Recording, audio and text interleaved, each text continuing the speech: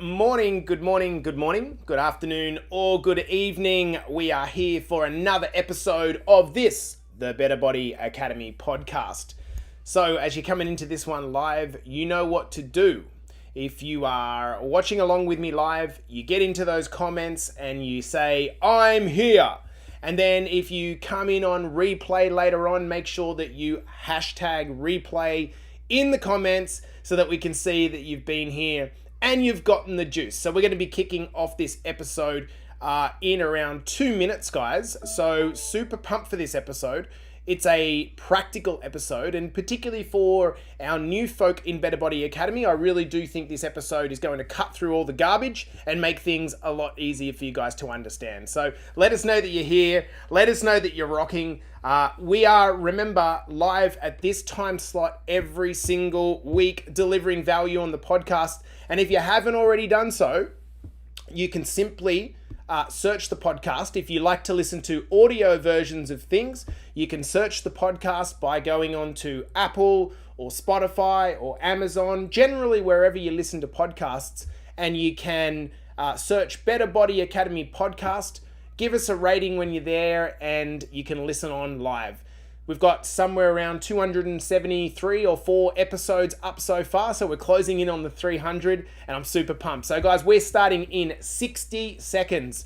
Look at this, the crew's coming in. Now, for those of you that are used to me shouting you out by name, I'm not really sure what's going on with Restream, which is our streaming software, so I'm going to need to look at that to get names displayed. But I want to acknowledge. So good morning, coach. Good morning, g'day mate, how are you guys? Guys, we are starting in 30 seconds, rock and rolling. Super freaking pumped for this one. And if like most of us, nutrition is your bugbear, is your thing, I'm going to try to eliminate the things that are unimportant that you should stop doing. Hello, Jimmy. I don't know how you've managed to authorize, but everyone else seems not. So, dude, love that I have you in here, pal. Guys, we're starting in 20 seconds, and then we're going to get the countdown going. Now I got my little baby nugget here under my armpit. So if he just kicks off, keep a lid on it, all right? Okay, guys, I think we are ready to rock this ship. Let's do it. On the count of 5, 4, 3, 2, and 1. Welcome back to the Better Body Academy podcast. This is the podcast that you come when you are sick of the dumb diets and unsustainable workout programs. Hey, guys. I want to say a big welcome to all of our new crew inside Better Body Academy. As of this week, we've got around 20 new guys and girls joined us, and I see you guys showing up. It's so good.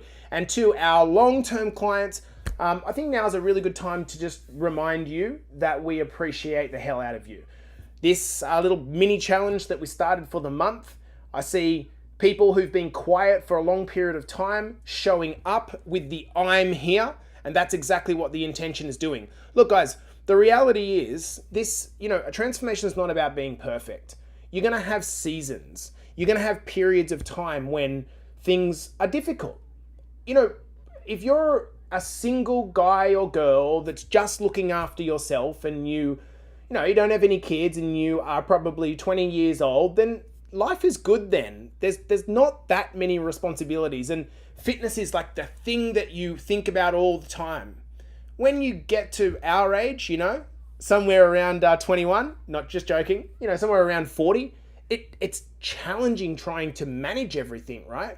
You might have kids, you might have nieces and nephews, you might have a partner, you might have been going through a divorce, you might have a job, you might have a lot of stress in your life. And so to all of those of you that are showing up in the challenge, congratulations, because that's what this is about.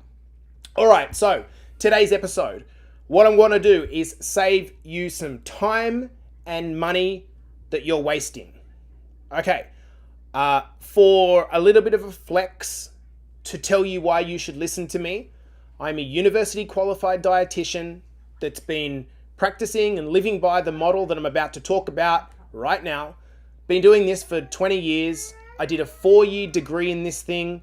If I can transfer in the most simple manner possible some of the things that I know to you and you follow that, you can stop spinning the wheels. Because what I see is that so many people are just spinning the wheels, doing things that just don't work. It's almost like they're trying to figure it out. I've already figured it out. And I'm just going to teach you to save you all that time. You know, weight loss nutrition or weight management nutrition is actually really simple. It's simple. The hard part about it is the application. And that's because food is an emotional component. It's an emotional part of our lives, right? So it's not about trying to, let's figure out what, it's not that. It's about actually being able to execute on a plan and making it sustainable. So the problems that I see for a lot of people is they have a diet-based approach, right? So what they do is they say, I might try this diet. I might do this diet for a while. It's always got an end point. The idea that I want to propose to you here is that you don't need a diet-based approach. What you need is a lifestyle-based approach. And what I simply mean is changing your lifestyle gradually to a healthier lifestyle, which includes eating a little bit better. It doesn't mean never eating bad foods. It doesn't mean never having days where you go out. What it means is adopting some principles into your family's life. In this episode, I'm going to outline two things. What our nutrition approach is, and then I'm going to show you 10 dumb examples of applied nutrition that's not working. It doesn't work long term. So let's talk about, firstly, our fundamentals. Inside Better Body Academy, what is our approach to eating for weight loss? And remember, this is an evidence-based approach. This isn't like something that I created. This is based on the evidence. So I'm going to give you 6 things that you just need to know in dot point form. What are the fundamentals of any good weight loss plan? The only thing, fundamental number one, the only thing that causes weight loss is a calorie deficit. This basically means that you're taking in less calories than you're burning up. And because exercise burns such little calories relative to your sluggish metabolism, if you try to out-exercise your nutrition, it's like trying to dig a massive hole with a little toy spade. You're just not going to make any dent. You have to look at your nutrition. So the only thing that causes weight loss is a calorie deficit. You can't outrun your calorie problem, your intake. Number 2, from a nutrition perspective, there's only 2 things we care about when it comes to weight loss. Okay? If you have a specialist condition, a little bit different. If you're talking about nutrition, there's only 2 things we care about. Number 1, calories, because that's the sum of all the energy that you're bringing into your body versus what you're going to burn out. That's the first thing we care about, calories. Second thing we care about is protein. That's it. The reason we talk about calories is because where your calories are versus where your calories burn, that determines whether or not you gain scale weight, basically. Protein, why is that important? Well, because protein leads to fullness. I saw a comment on our group earlier in the girls group asking about constipation that's come with an increase in protein. Yes, that's because protein fills you up by slowing down your digestion. This is why you need to massively increase your water intake. The other thing that protein does is when you're in a calorie deficit and you're running out of fuel, it makes sure that your body is not using your muscle protein as a form of energy because you're running out of energy in a calorie deficit. Number 5, the best way to achieve these things that we're talking about here is to change your family's lifestyle. It's not about doing a diet, okay? Stop dieting. Stop fucking dieting. You do not need to diet. What you need to do is look at the overall calories you're consuming and think, okay, I'm probably overeating calories. Let me introduce some changes here on how I can actually reduce the overall calorie load without feeling hungry all the time. The first and foremost, stop eating processed food. It's the most important thing. Stop eating processed food, increase your protein intake. Finally, ask yourself, whatever I'm about to do, right? Ask yourself at the start of the diet or the approach that you're going to take, Do I think I can do this forever? I think a lot of people every year start something that they know they can't do forever. And so even if it does lead to weight loss in the short term, what's going to happen? You're going to put it back on in the long term. So you might look better for your little holiday that you went on, but then you're going to be back in the same spot. So if the approach is, if I can't do this for the rest of my life, I'm not going to do it for the rest of the week because I'm just going to gain the weight back. This is the problem that most people face. They lose weight and then put it back on. They lose weight, they put it back on because they've got a diet-based approach, not a lifestyle-based approach. So now that you know the 5 or 6 fundamentals that I've just talked through, mainly about calorie balance is the most important thing, protein and calories are the only thing that matter, and let's have a lifestyle-based approach that we can do forever. Let me explain 10 dietary approaches that I have seen constantly talked about, and I'd love to hear from you as we're doing these. Do you do this? Have you tried these? And now you've got an understanding of the fundamentals, you should understand why they don't work. Number 1 is extremely large calorie restrictions. Number 1, here is what happens. If you starve yourself, that's the easiest way to lose weight. Just look at populations which are malnourished. It's not rocket science. The problem is that whilst the weight might come off quickly, you get excited and then eventually you hit a plateau. Why? Because your brain is trying to keep you alive. So what it does, as soon as it sees these massive restrictions, it turns all the dials on that burn calories. It turns everything down. Your sexuality, the level to which you process foods, your metabolism, your overall energy levels, everything goes down to try to stop you from burning calories that it needs you to preserve because you're starving it. You're not giving it to you. So not only is it very damaging to the metabolism, the second thing is that it's unsustainable. Unless you're considering living in a hole away from your friends and family and not talking to anyone, having an 800 calorie diet a day is just, it's not going to work. You can't keep that because the moment that you have 4 beers, well, that's 400 calories and that's half your daily intake. And they're low calorie beers. So number 1, get rid of the extremely large calorie restrictions. And I know that a lot of women right now particularly are suffering because they have done that all of their life. So we need to spend the next 1 or 2 years trying to rebuild your metabolism. Get rid of the extremely large calorie restrictions. Next up is perhaps a bit controversial, but it's vegetarianism without a moral reason. So what do I mean by that? I see a lot of people picking up vegetarianism and then you ask them why, and it's because they think to themselves, oh, it's healthier or I want to lose weight. Let me make it extremely clear. The way that vegetarianism works is plant food is, generally speaking, with a couple of exceptions, like nuts, for example, or avocado, plant food is just very low in calories compared to meat-based products. It's not that there's anything special about the vegetarianism. Essentially what it is that you're eating less calories. So wouldn't you prefer to eat the food that you like eating, like the delicious steak and the beautiful fish and chicken? Maybe just eat smaller portions, cook it in a better way, cut the fat off, choose a cut that's not so marbled. If you have moral reasons for avoiding meat, totally understand that. But choosing vegetarianism as a weight loss strategy is dumb. It also is very, very much more challenging to hit your protein target. The reason is because vegetarian foods, they're lower in protein.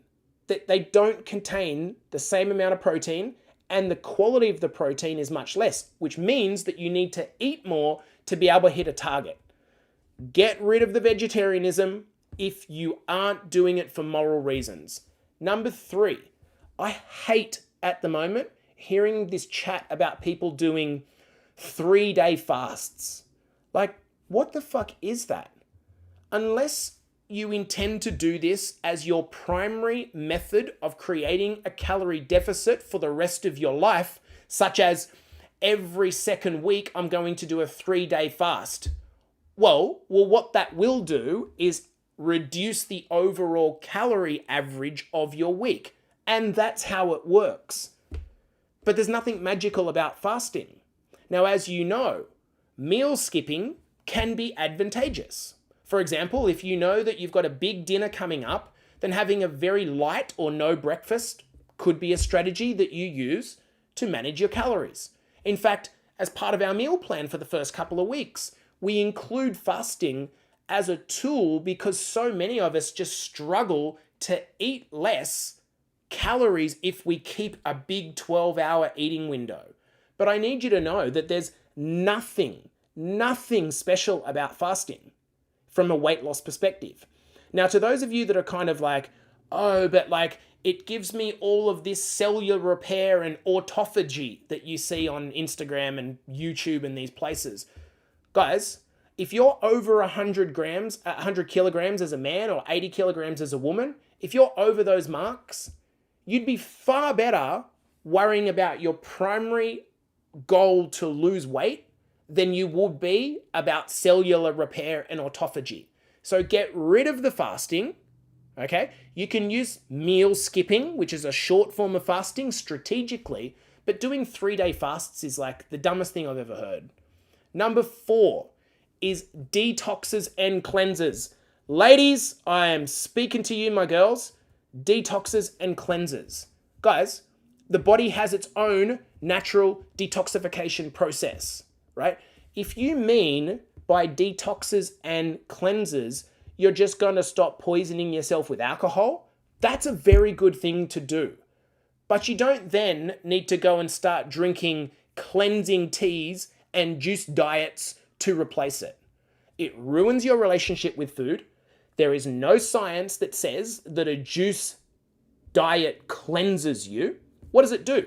It provides lots of vitamins. That's what it does. Is that a good thing? Yeah, it is. The problem with it is that for you to create your beautiful glass of orange juice, you've got to get 6 oranges, melt them down into the juice.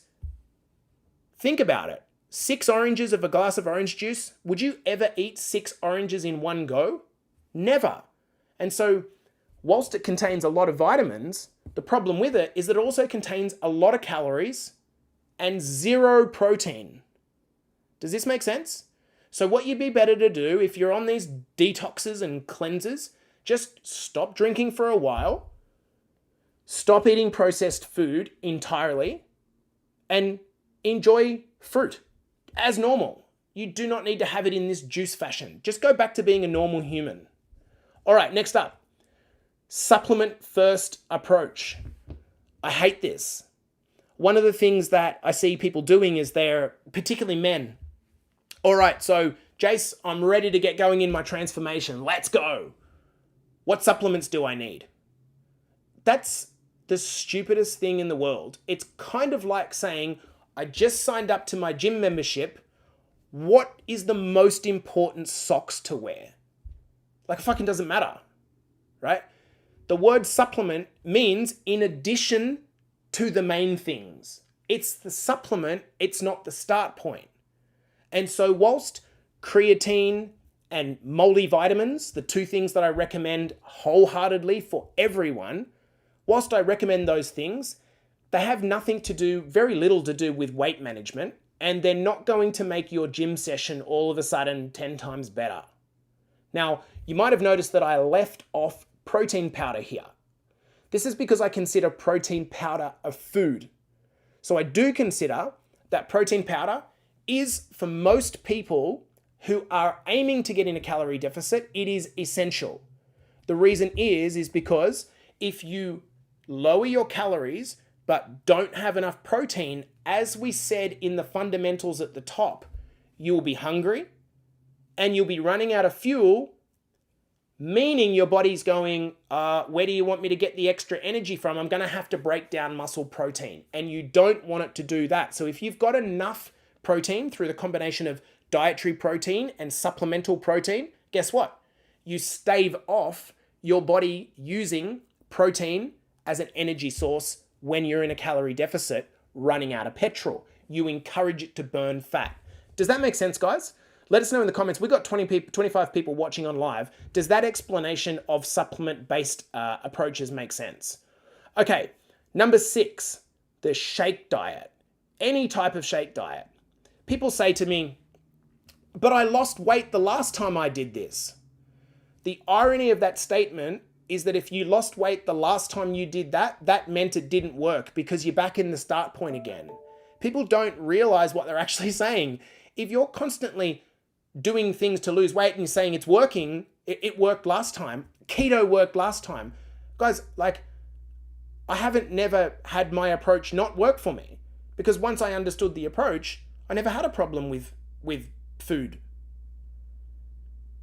So it's if you keep saying to yourself, oh, but it worked last time, that is the problem. It worked last time, which meant it didn't work. As an example, Manshake is a phenomenal piece of marketing. It is unbelievable the fact that that come from a footy player who's actually very fucking intelligent. It's basically a pity play to tradie blokes that are sick of being overweight, and now tradie women that are sick of being overweight but don't want to learn how to do it themselves. So let me ask you a question. Like, I don't know if you've had a mate that's been on Manshake, or maybe you've had done it yourself. Are you going to do shakes forever? Is that going to be your approach? If it is, then by all means, do it. But if it's not, what's going to happen when you go, okay, the Manshake thing is not novel anymore. I'm just going to go back to doing what I'm doing. Like, you're a normal human that's stuck back in the same spot not knowing how to eat. Does this make sense? It's marketing. Okay, number 7. Specific superfood diets. Okay, all right, so individual foods do not cause weight loss. We said at the top, one of the fundamental principles is that weight loss is caused by you taking in less calories than you're burning up. That's it. That's all that's happening. I could go into more detail, but that's the only thing that causes weight loss. So, individual foods don't cause it. Let's take the person that says, I'm on the cabbage diet. I'm on the blueberry diet. Doesn't matter. Eat a blueberry, lose weight. It happens because the blueberry, eating lots of blueberries, is very low calories. So blueberries, plural, are a great food to include in your dietary strategy. Very high in vitamins, which are great, anti-cancer protective, but also very low in calories, meaning that you can eat lots of them. They're healthy. As long as you don't turn it into a juice, you're good. It's not the specific blueberry or the carrot or the apple or the fucking cabbage that's causing the weight loss. It's the low calorie level. Does this make sense? So if you open a meal plan, and it's a good meal plan developed by someone that knows what they're doing, like the meal plan that you're following right now in Better Body Academy, if you say to me, Jace, I don't like cottage cheese, or I don't like eggs, or I don't like steak, cool, no problems at all. Swap it out. It's not the steak, the cottage cheese, or the eggs that gives you the benefit. It's the total amount of calories and protein in the meal plan which delivers you a calorie deficit and enough protein to stave off using muscular protein as a fuel source. Hopefully that doesn't sound too fitness industry techie. Hopefully it's pretty understandable, guys. Number 8, carb elimination diets or hyper extreme diets. Examples of this are keto or carnivore. They can work in the short term. How many people have you known that have lost weight on keto, but then put it back on again because they stopped doing keto? It's not that there's nothing fascinating about it. All that happens is when you eat in a keto style, because you're not having lots of refined carbohydrates, processed food, which is high in calories and not very filling, you're having whole protein and fat foods, you're full. What happens when you're full? You eat less. What happens when you eat less? You lose weight. That's how keto and carnivore work. But there's nothing special about those two specific diets. They can be problematic. I would personally worry, for those of you that are carnivore advocates, I would be really worried personally about eating a kilo of farmed cow meat every day. Like, that for me would scare the shit out of me. There is a link between consumption, really high consumption of red meats, and things like bowel cancer. There's just no need for it. Likewise, there's no need to get rid of all your carbohydrates and do keto, unless you're going to do that for the rest of your life. So, why not just work out how to mostly cut out the cheap, crappy carbohydrates, and then occasionally have your pizza, have your chocolate cake, learn how to fit it into your overall plan. Like, why do we need to take this extreme, like, hyper or elimination approach? My approach would be, how can I have the beer and still lose weight without sabotaging my results? Doesn't that just seem way more normal? Number 9 is the gluten-free approach. Let me just tell you what gluten is. Gluten is a protein found in carbohydrate foods like wheat that gives bread, for example, its stringy texture. Some of you have celiac disease or maybe wheat intolerances. And if that's the case, you shouldn't eat gluten because it will inflame the lining of your gut. Now, if you like gluten-free foods, like I do, I like them because I like the dense texture. I like gluten-free muffins because I like the dense texture. But there's zero scientific evidence that says gluten causes weight gain. Gluten doesn't cause weight gain, just like carbohydrates don't cause weight gain and protein doesn't cause weight gain. Say it all with me, team. What causes weight gain is being in a constant calorie surplus. Does this make sense? Now, I will say most people eat far too many refined carbohydrates. And the problem with that is that they don't fill you up and they provide a lot of calories. So they are the thing that you should eliminate quickest. What I'm talking about is just like loads and loads of pasta and bread and pizza and croissants and all the things that are just really cheap, easily digestible processed carbohydrates, because they don't offer much protein. You can get rid of them, but it's not a celiac-based approach. Now, finally, I'm going to give you, enjoyed my pizza tonight, beautiful. And finally, I'm going to give you number 10. And that is these people on Instagram and TikTok that are telling you to never eat this food. Like, what's with the all or nothing approach? This is like, lots of guys say it, they're like, oh, I'm just an all or nothing guy. Dude, that's the problem with you. If you're an all or nothing guy, you're also a pass and fail guy. You're also the same guy that's loving himself when he's done well, but fucking looking in the mirror and hating himself when he's done poorly because he got busy. Stop the all or nothing game. Never eat this, don't eat that.